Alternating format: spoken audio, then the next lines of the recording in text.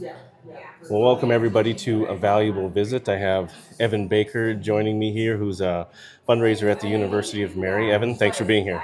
Great to be with you, Jake. We're here at 12 Stones Coffee here in Bismarck, North Dakota, talking fundraising. So, Evan, tell us a little bit about you. Oh, sure, Jake. It is Tuesday. It is double punch here at 12 Stones, so I'm particularly excited to share this time. But I grew up in California, moved here to Bismarck about 13 years ago now. Wow, it's hard to believe. Yeah, 13 years ago next month. And married to Cassandra, who I met just a few weeks after I moved.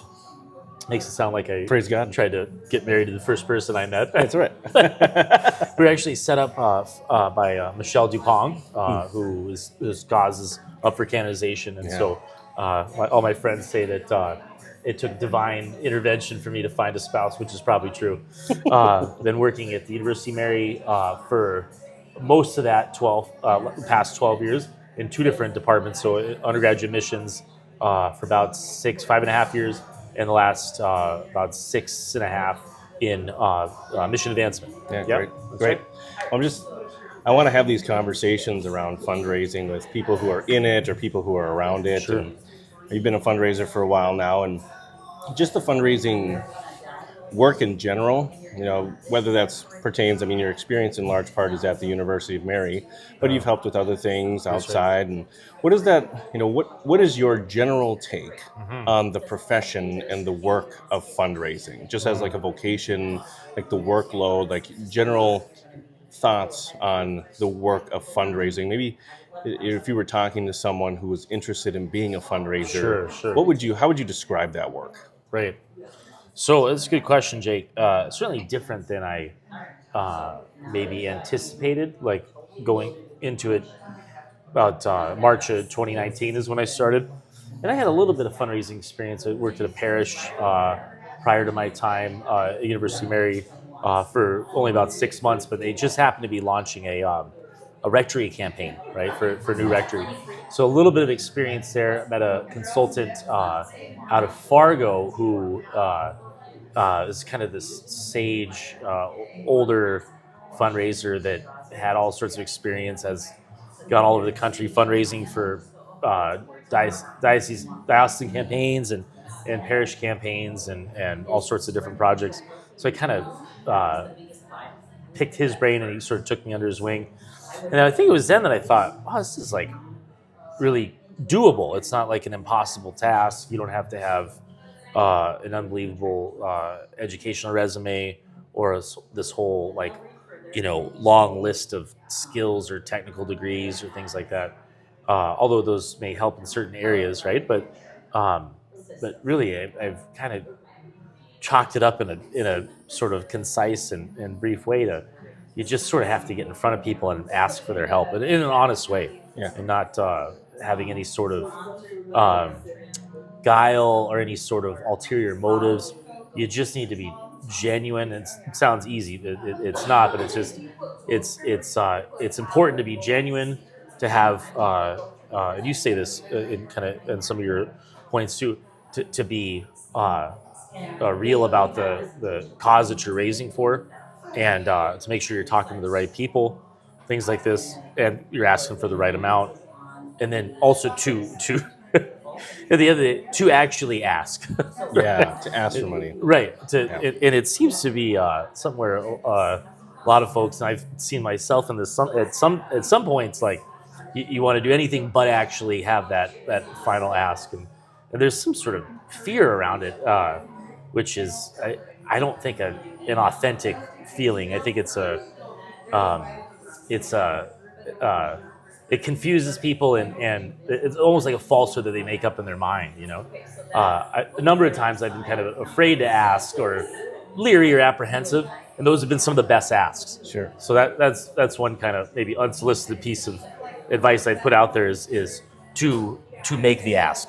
Yeah. Would you say that there's a particular personality type that makes maybe a better direct in the field fundraiser, or is it kind of for everyone? Like, what is someone in the field going to face where they're a type of personality would be Yeah. maybe better fit initially anyway as an Right. entry point to the work? Is it, more extroverted, introverted work? Do you Yeah. prefer both? What's your thoughts on that? Right. I used to have this opinion that uh, you had to be like real salesy, you had to be super extroverted, and so forth. Which I think some of those do overlap in a Sure. positive way. Um, I I've learned that many people of all sorts of a variety of personality types could find success in this field.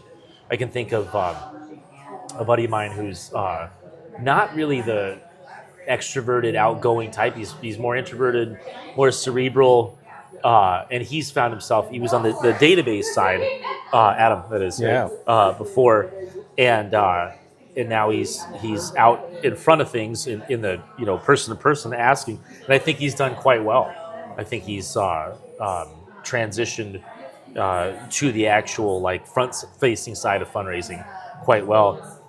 And so that kind of made me think, well, this is you can have introvert, you can be introverted, you can be extroverted.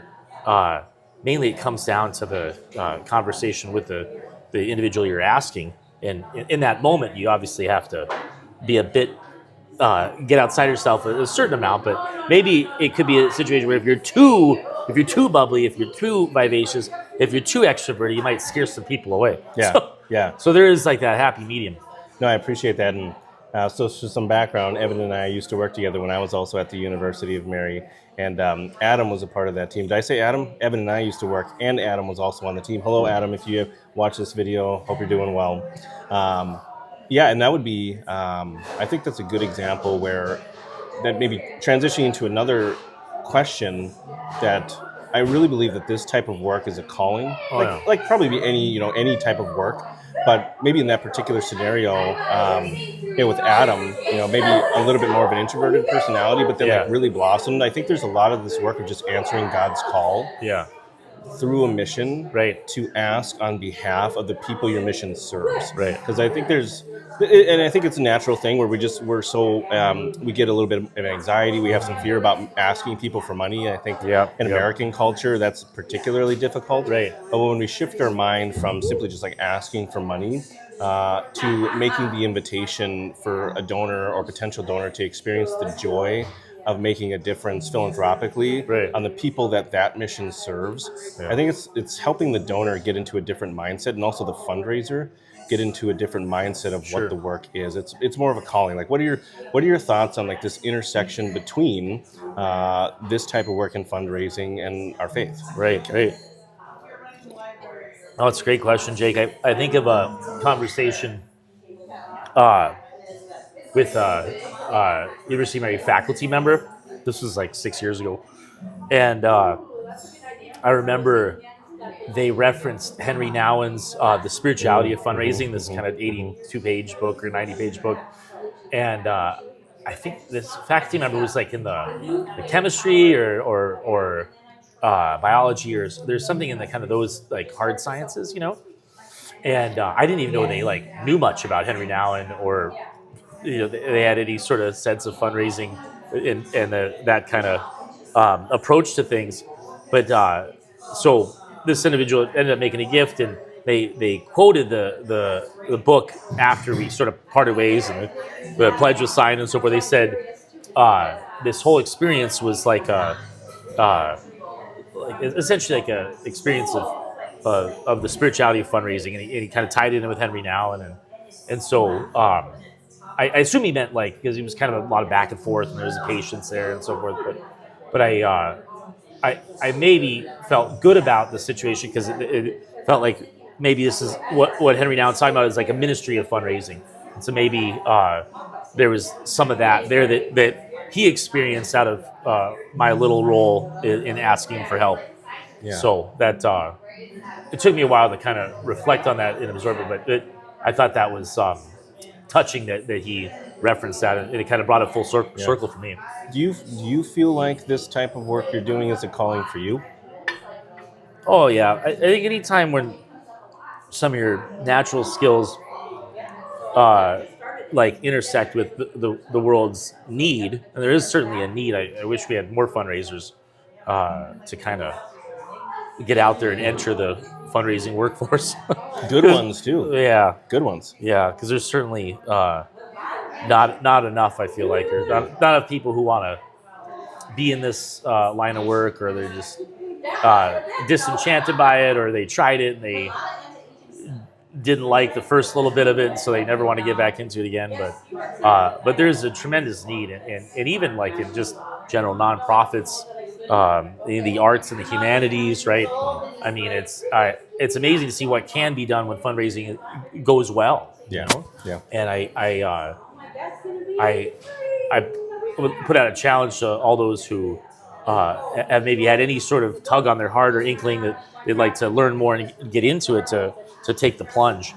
And also know that they don't need any sort of specialized degree, at least right off the bat, or they don't have to go out and finish a doctoral program, or they don't need to sit for the CFRE exam right away. I mean, maybe some would like that more than others, but you could still like get your feet wet just by sort of getting in front of people and stating the case for your mission and asking for their support. Yes. That's kind of the nuts and bolts of what we do, and that many people can do this. Yeah, that's great. Yeah. I think we'll end it there. If anyone's considering being a fundraiser, I think it is really a worthy pursuit. And to try it at least, I think it's a worthy pursuit. And so, Evan, I want to say thank you for joining me today. And for all of you watching this, I thank you. And this has been a valuable visit with Evan Baker. Thank you, Jake.